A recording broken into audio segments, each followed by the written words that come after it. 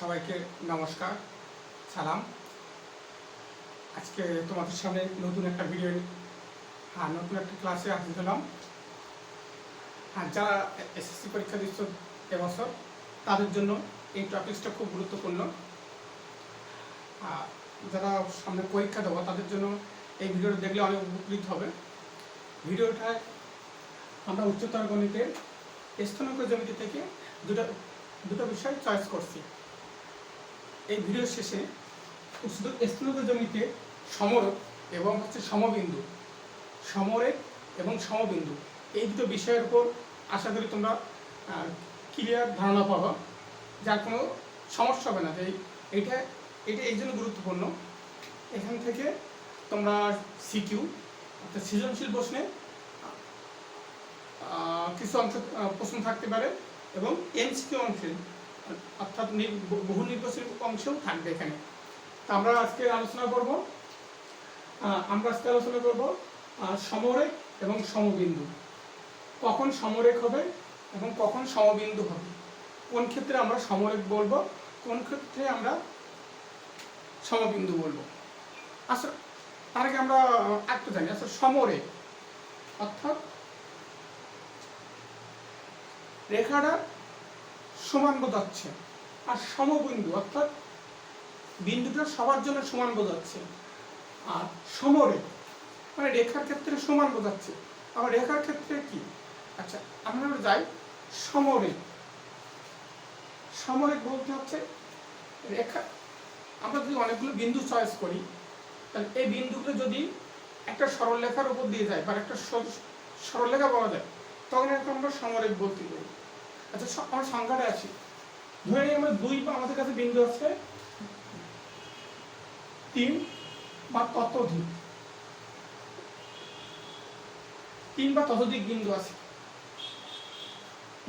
এই ততোধিক বিন্দু গুলো একই সরলরেখার উপর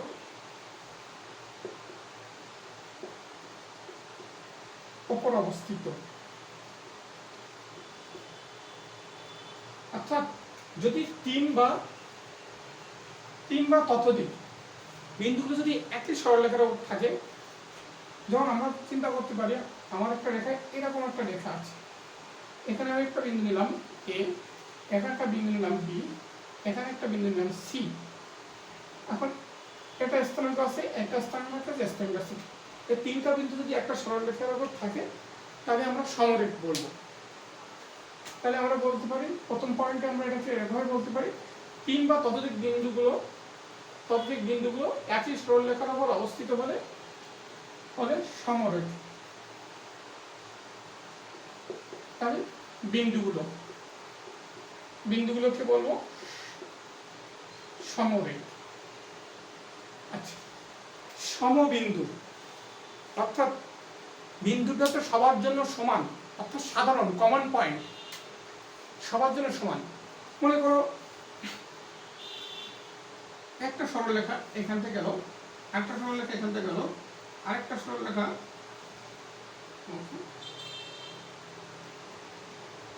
এখান থেকে গেল। এখান থেকে সরলরেখাগুলো আমরা এভাবে মার্কিং করি, A B, C D, E F. এই যেটা কমন পয়েন্ট, এটাকে আমি নির্দেশ করি, এটা পি। এটা একটা স্থানাঙ্ক আছে x1 বা y1। তাহলে এই তিনটা সরলরেখা হচ্ছে কমন বিন্দু, সাধারণ বিন্দু। সাধারণ বিন্দুকে আমরা বলতেছি সমবিন্দু। তাহলে সমবিন্দুর ক্ষেত্রে অনেকগুলো রেখা থাকবে, অর্থাৎ 3-এর অধিক সরলরেখার যদি যে সাধারণ বিন্দু থাকা হবে, সেটা হচ্ছে সমবিন্দু। আমরা সংজ্ঞাটা লিখি, আমরা পার্থক্য করে করতেছি যে আমাদের সমরেখ এবং সমবিন্দু। তাহলে এটা হচ্ছে 3 বা ততোধিক, 3 বা ততোধিক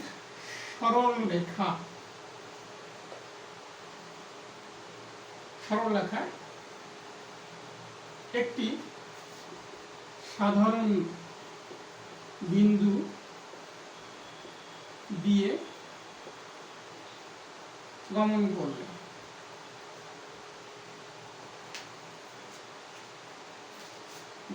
করলে অর্থাৎ আমি এখানে চিত্র দেখাচ্ছি, এখানে আমার তিনটে সরলরেখা আছে, ধরে নিচ্ছি এ বি সি ডি ই এর একটা বিন্দু পি দিয়ে গমন করেছে, অর্থাৎ এই একটা বিন্দু পি, এইটা হচ্ছে সাধারণ বিন্দু। গমন করলে বিন্দুটিকে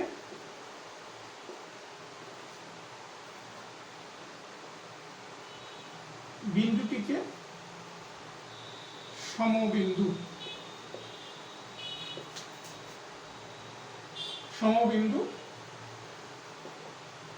বলা হবে। এবং একটা বিষয়, আর রেখাগুলোকে বলা হবে রেখাগুলোকে সমবিন্দু রেখা। ক্লিয়ার? তাহলে আমরা দুটো সংজ্ঞা নিলাম, একটা নিলাম সমরেখ, একটা হলো সমবিন্দু। সমরেখের ক্ষেত্রে আমরা কোনগুলো নিয়ে আলোচনা করতেছি? বিন্দু নিয়ে। ওকে, সমবিন্দুর ক্ষেত্রে আমার কি দেখা যাচ্ছে? রেখা। তাহলে কি হচ্ছে? নামের সাথে বিপরীত জিনিস নিয়ে আলোচনা। সমরেখের ক্ষেত্রে বিন্দু নিয়ে কাজ, আর সমবিন্দুর ক্ষেত্রে রেখা নিয়ে কাজ। আসি, এখন একটা প্রশ্ন আছে, যদি দুটো সরলরেখা একটা কমন বিন্দু থাকে, মনে করো একটা সরলরেখা গেছে আর একটা সরলরেখা, এদের একটা কমন বিন্দু রয়েছে, এই দুটো রেখা শুধু কমন বিন্দু থাকে, তাহলে আমি এই কমন বিন্দুকে কি বলবো? কমন বিন্দুকে আমরা কি বলবো? কমন বিন্দুকে বলবো ছেদবিন্দু। কিন্তু যদি এই কমন বিন্দু বা সাধারণ বিন্দু, কমন বিন্দু সাধারণ বিন্দুকে যখন সরলরেখা তিন বা তার অধিক হবে, তখন এটাকে বলবো আমরা সমবিন্দু।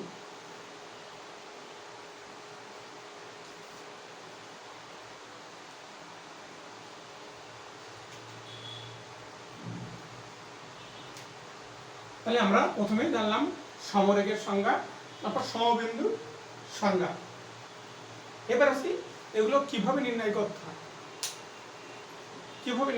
হয়, বা কিভাবে বুঝবো যে এই বিন্দুগুলো, কিভাবে বুঝবো যে আমার তিনটে বিন্দু দেওয়া আছে, এই তিনটে বিন্দু সমরেখ কিনা, অথবা তিনটে রেখা দেওয়া আছে, তিনটে রেখা সমবিন্দু রেখা কিনা, অথবা তিনটে রেখার কোনো সমবিন্দু আছে কিনা।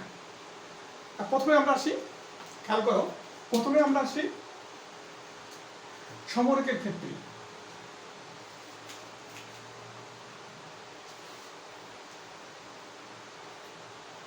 যদি আমার এরকম থাকে তিনটা বিন্দু এ বি সি, এটা স্থানাঙ্ক জমিতে প্রত্যেকের স্থানাঙ্ক আছে, আমি এখানে স্থানাঙ্ক লিখলাম না। এখন এরা কোন ছত্রে সমরেখ হবে, অর্থাৎ একই রেখার অবস্থিত। দুইটা কন্ডিশন আছে, মানে দুইটা নিয়মে আমরা এটাকে যাচাই করতে পারি যে এই বিন্দুগুলো সমরেখ কিনা। প্রথম শর্ত আসি, কন্ডিশন 1, প্রথম শর্ত আসি। প্রথম শর্ত হচ্ছে এ বি এর ঢাল সমান বিসি এর ঢাল, অর্থাৎ এই তিনটা বিন্দু আছে, তার প্রথম দুটো বিন্দুর ঢাল সমান শেষের দুটো বিন্দুর ঢাল সমান হলে আমরা বলতে পারবো ওই বিন্দু তিনটি সমরেখ। দ্বিতীয় একটা অপশন আছে, সেটা হচ্ছে আমি যদি এই তিনটি বিন্দুকে একটা ত্রিভুজ কল্পনা করি, ওই ত্রিভুজের ক্ষেত্রফল 0 হলে তারা সমরেখ।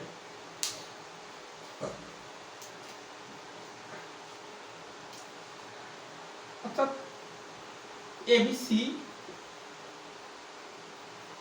এ বি সি দ্বারা গঠিত ত্রিভুজের ক্ষেত্রফল 0 হবে। ক্লিয়ার?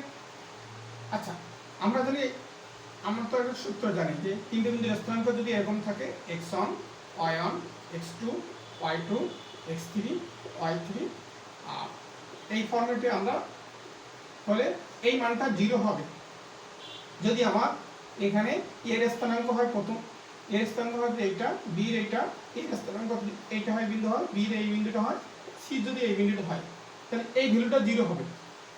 অর্থাৎ আমরা স্থানাঙ্ক জ্যামিতির ক্ষেত্রে এই দুই শর্তে আমরা তিনটা বিন্দু সমরেখ হবে কিনা যাচাই করতে পারি। কারণ যদি একটা ত্রিভুজ কল্পনা করো, খেয়াল করো, একটা ত্রিভুজ কল্পনা করো, ত্রিভুজটা এরকম হলো, এইটা এটা বি আর সি বিন্দু, এটা এ বিন্দু, নিচের বিন্দু।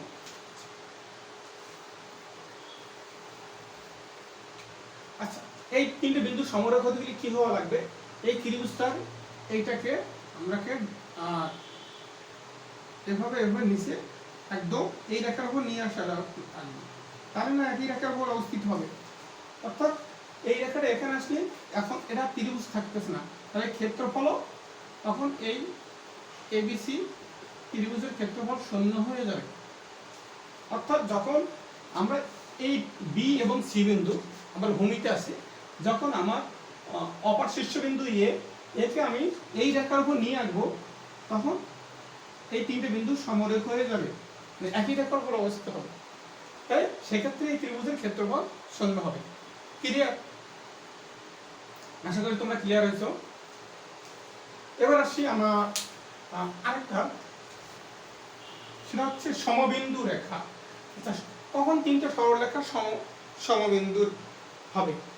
সমবিন্দু হওয়ার জন্য আমাদের কি বলা ছিল যে সাধারণ বিন্দু, সাধারণ বিন্দু বার করতে গেলে সাধারণ বিন্দুর আগে আসি আমরা দুটো বিন্দু আসি, ছেদবিন্দু, ছেদবিন্দু, ছেদবিন্দু, এটা দুটি সরলরেখার ক্ষেত্রে, সরলরেখার ক্ষেত্রে। আচ্ছা, দুটি সরলরেখার যে বিন্দু ছেদ করে তাকে ছেদবিন্দু বলে। এবার দুইটার বেশি হলে 3 বা ততোধিক তখনকে সমবিন্দু বলে। তাহলে আমার এটা বার করার জন্য আমার কি করতে হবে? আমার কাজ হচ্ছে যে সরলরেখাগুলো দেওয়া আছে সেগুলোর আমার একটা সমাধান করে সাধারণ বিন্দু পাওয়া যায় কিনা, আমরা যদি চিন্তা করি সাধারণ বিন্দু পাওয়া যায় কিনা, সাধারণ বিন্দু পাওয়া যায় কিনা, আমরা একটা উদাহরণ নিই। উদাহরণ হিসেবে ধরি একটা y = প্রাইস x একটা সমীকরণ, আরেকটা নেই y = 2/x, x/2, এটা দুইটা সমীকরণ। আরেকটা নিয়ে y = -x, এই আমার তিনটা সমীকরণ। এখন এই ক্ষেত্রে এই তিনটার মধ্যে সমবিন্দু হবে কিনা, সমবিন্দু রেখা হবে কিনা, এই তিনটা সরল রেখা বা এটা সাধারণ বিন্দু থাকবে কিনা সেটা যাচাই করার জন্য আমার কি করতে হবে? আমাকে প্রথমে এই দুটো সমাধান করতে হবে, অথবা যে কোনো দুটো সমাধান করতে হবে। তিনটে সরলরেখা দেওয়া আছে, তাহলে আমার কাজ হচ্ছে যে কোনো দুটো সমাধান করা, যে কোনো দুটো সমাধান করে ওই সমাধানটা বিন্দু এখানে বসায় যদি উভয় পক্ষ সমান হয়, বা এই সমীকরণে বসায় যদি সমীকরণকে স্যাটিসফাই করে বা সমীকরণটা সঠিক দেখায়, তাহলে আমি বলতে পারবো যে এরা তিনটা সমবিন্দু। এখন এটা দেখা যাচ্ছে এই তিনটা সরলরেখার মধ্যে আমি এমনভাবে নিছি এটা সহজে সমাধান করা যায়। এটা y = 2x, এটা হচ্ছে মূলবিন্দুগামী, এটা মূলবিন্দুগামী।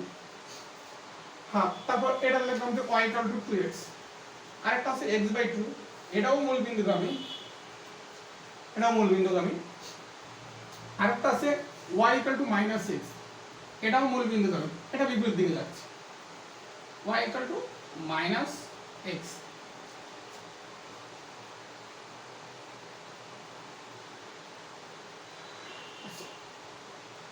y = -x।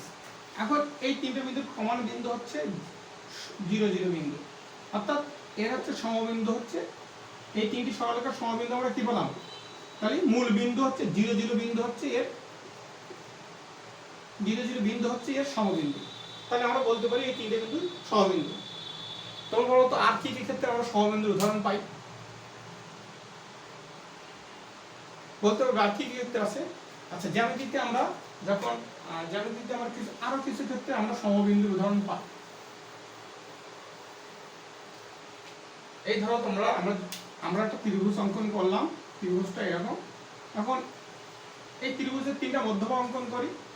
মধ্যমা বলতে এর মধ্যবিন্দু ধরে নিলাম এর মধ্যবিন্দুগুলো যোগ করো।